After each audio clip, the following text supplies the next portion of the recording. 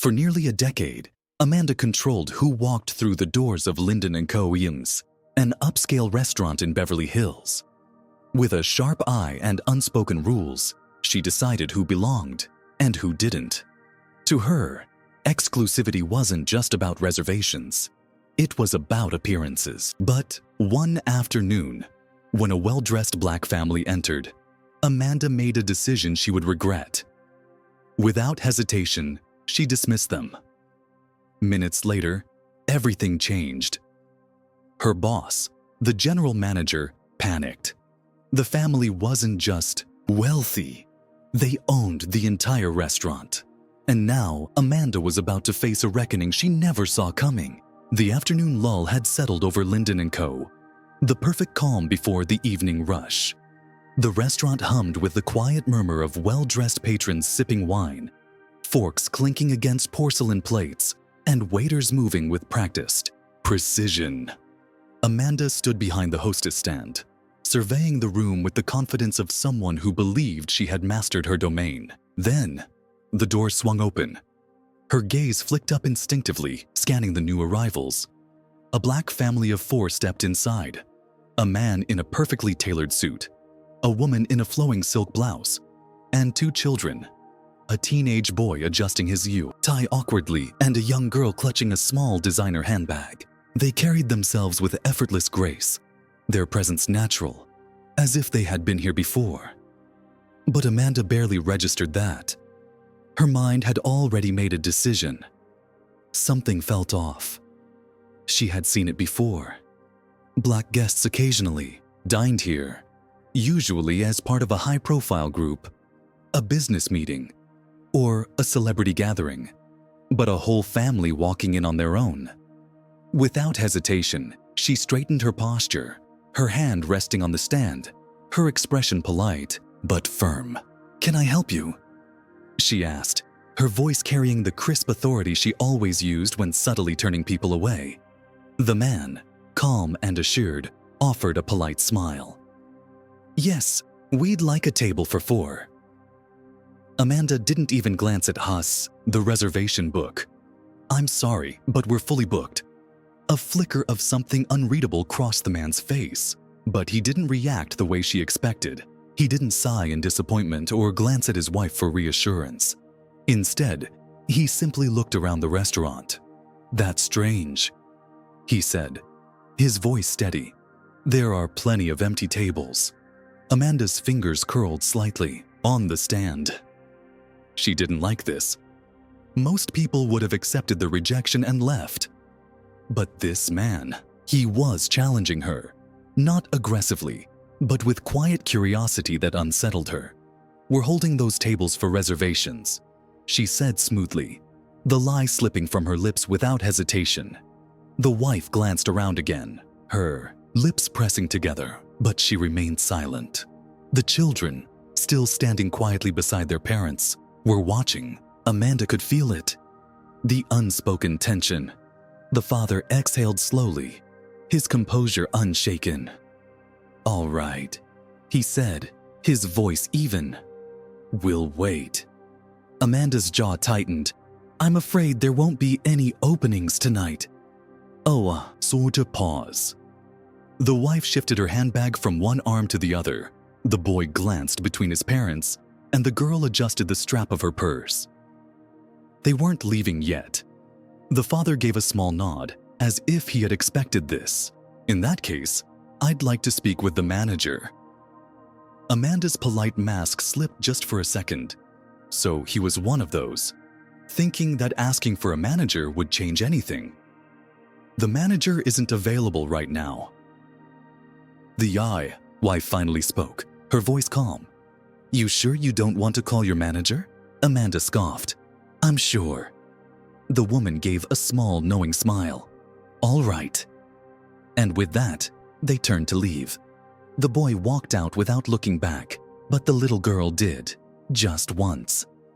Amanda ignored the nagging feeling in her chest. She had done her job.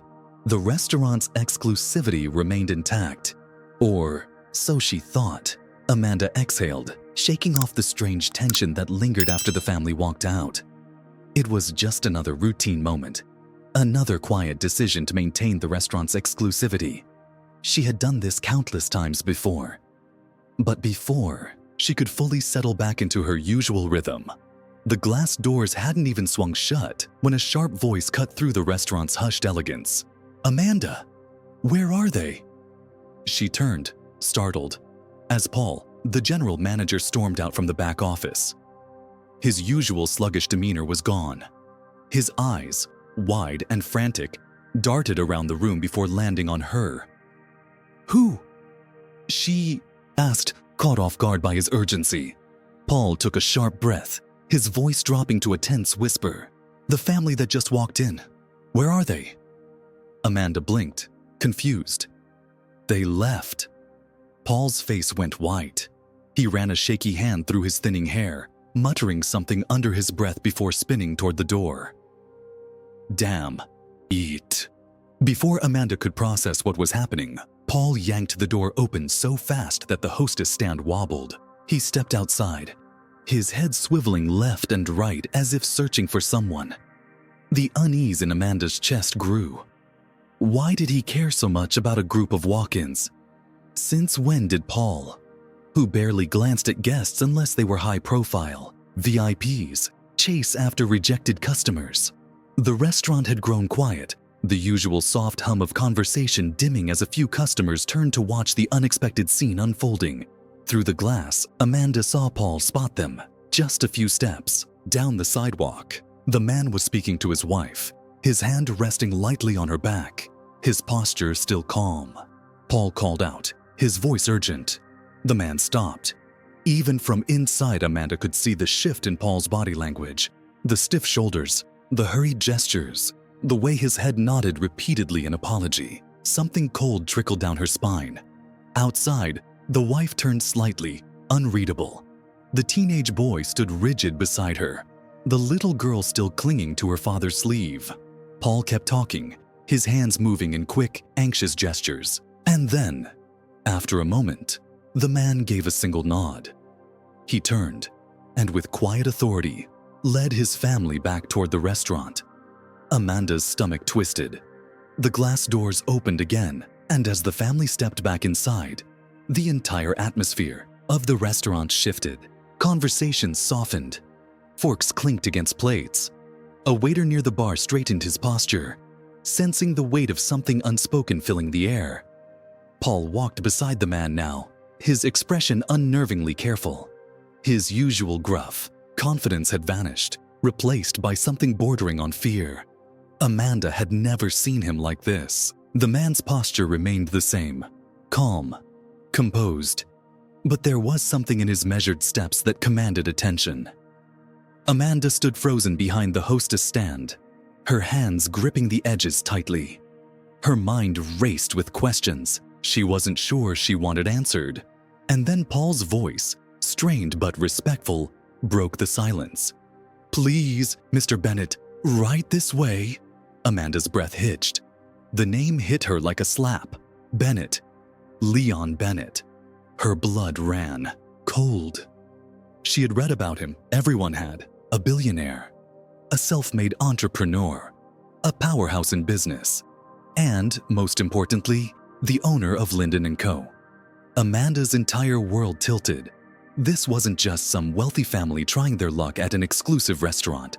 They owned it. Amanda felt the ground beneath her shift as the realization crashed over her. Leon Bennett wasn't just another wealthy businessman. He was the owner. The man she had turned away without a second thought controlled not just this restaurant, but the entire chain. A cold weight settled in her stomach as Paul led the family past her. His usual confidence reduced to nervous politeness.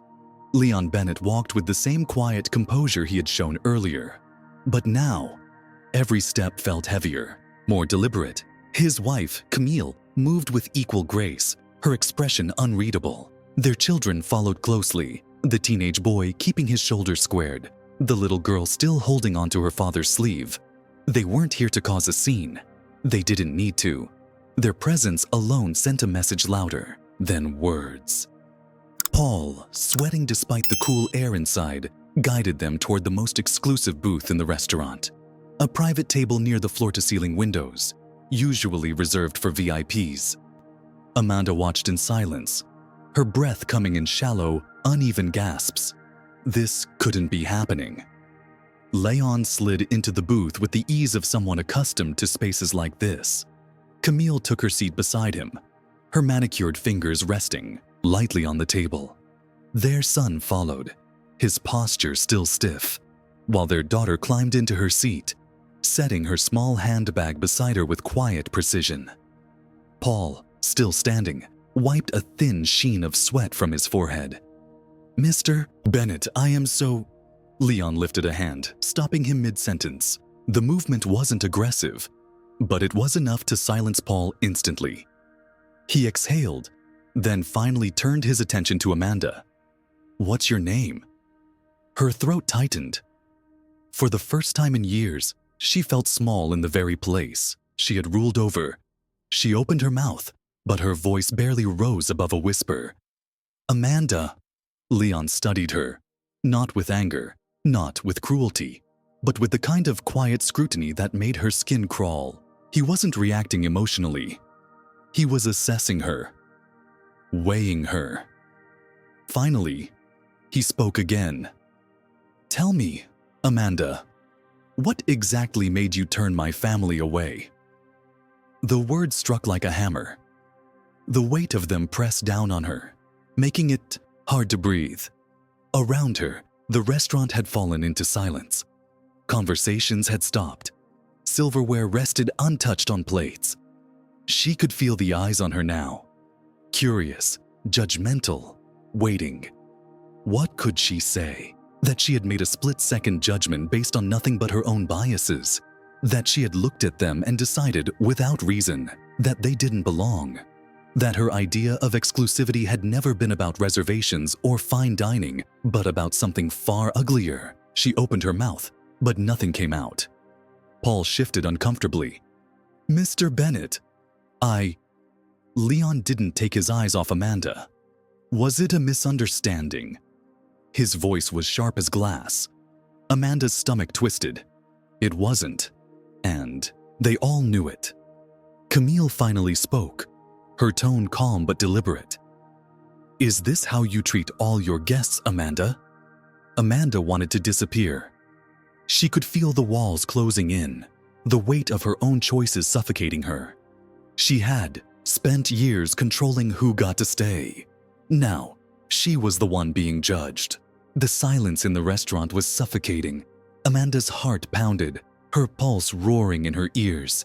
She wanted to speak, to explain, to find a way out of the crushing weight of Leon Bennett's question. But there was no excuse she could give that wouldn't sound empty. Nothing she said would change the truth that hung in the air for everyone to see. Paul, still standing beside the booth, cleared his throat, scrambling for damage control. "Mr. Bennett, I assure you, this was just a decision," Leon interrupted, his voice steady, firm. "Not a misunderstanding. A decision she made the moment we walked in." Amanda's stomach twisted. The worst part was, he was right. She hadn't asked for their name. She hadn't checked for a reservation. She had decided, without hesitation, that they didn't belong. And now, for the first time, she had to face the consequences of the same judgment she had spent years enforcing. Camille turned to Paul, her expression composed but razor-sharp. "Tell me, Paul," she said, her fingers tracing the rim of her water glass. "Is this the level of service Linden & Co.'s is known for?" Paul swallowed hard. "Of course not, Mrs. Bennett. This was a terrible mistake, and—" Leon leaned forward slightly, resting his elbows on the table. "Oh, was it?" His voice was quiet, but it cut through the room like a knife. "Because I don't think it was a mistake. I think Amanda knew exactly what she was doing." Amanda's chest tightened. Every word landed like a blow, but she had no defense. She had spent years making these choices, believing she was protecting the restaurant's exclusivity. But now, standing here with no control over the situation, she saw it for what it was. Paul opened his mouth, But before he could speak, Camille sighed and picked up a menu, flipping it open casually, as if the matter was already decided. "I assume our meal will be covered." Paul nodded so quickly it looked painful. "Absolutely, Mrs. Bennett." "Of course. On the house." Amanda could barely breathe. This was it. She had been exposed, laid bare in front of everyone, and she knew what was coming before Leon even spoke. He turned back to her, his gaze unreadable. "And, Amanda," he said, "you can take the rest of the day off." Her body went cold. It wasn't a firing, not officially, but they all knew what it meant. Her legs felt weak as she took a step back. No one spoke. No one defended her. The other employees kept their heads down, avoiding her gaze. They had seen this moment coming long before she had. For years, she had controlled who stayed and who left. Now, she was the one being sent away. Amanda stepped out into the cool evening air, her mind spinning. The streets of Beverly Hills, always polished and bright, suddenly felt different, harsher, unfamiliar.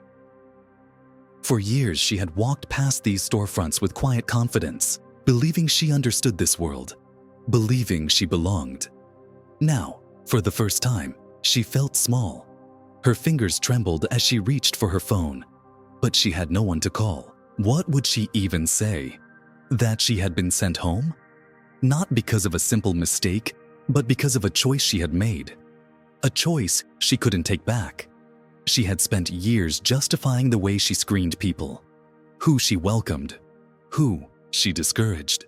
It was never outright, never something she would have admitted to herself, but it had been there, shaping every decision she made, quietly reinforcing who she believed deserved to be in a place like Linden & Co. And tonight, for the first time, she had been forced to see it. The doors behind her swung open again. She turned quickly, her heart pounding. Paul stepped out, rubbing the back of his neck. His usual air of authority was gone, replaced by something she hadn't seen before. Shame. He sighed. "Amanda, I don't know what's going to happen." His voice was quieter than she had ever heard it. "But Mr. Bennett, he's making calls." Amanda's chest tightened. "Is he firing me?" Her voice barely rose above a whisper. Paul hesitated. "I don't know." Silence stretched between them. A part of her wanted to argue, to defend herself, to say that she had only been doing what she thought was right. But deep down, she knew better. She had thought she was in control, but in the end, it was her choices that controlled her. Paul exhaled sharply and shook his head. "I told you to be careful." Amanda flinched. Not because he was scolding her, but because she had ignored every warning, every red flag, every opportunity to question her own bias. She had believed she was untouchable. Now, everything had changed. Paul gave her one last glance before stepping back inside, letting the door close behind him. Amanda stood frozen, the weight of reality settling over her. For years, she had decided who got to stay and who had to leave. And now, she was the one on the outside. Conclusion. Amanda stood on the sidewalk, staring at the glowing lights of the restaurant she had once controlled. The irony was undeniable. She had spent years deciding who was welcome, who belonged. But in the end, it was her own judgment that had led to her downfall. She thought about Leon Bennett. He hadn't needed to raise his voice or cause a scene to prove his point. His presence alone had been enough. And Camille, her words had been measured, controlled. But Amanda would never forget the look in her eyes. Disappointment, understanding. As if she had seen this story play out before, Amanda had always believed she understood power. She thought it came from control, from deciding who got to step through those doors. But true power didn't come from exclusion. It came from something much deeper. She took a shaky breath, knowing there was no undoing what had happened, no quick fix. Some lessons come with a cost, and tonight she had paid the price. Life has a way of revealing our true selves when we least expect it, and when that moment comes, we have two choices: deny it or face it. What do you think should happen to Amanda? Should she be given a second chance? Or is this a mistake that can't be undone? Let us know in the comments, and if you believe in treating people with fairness and respect, don't forget to like, subscribe, and share. Because, in the end, our actions define who we truly are,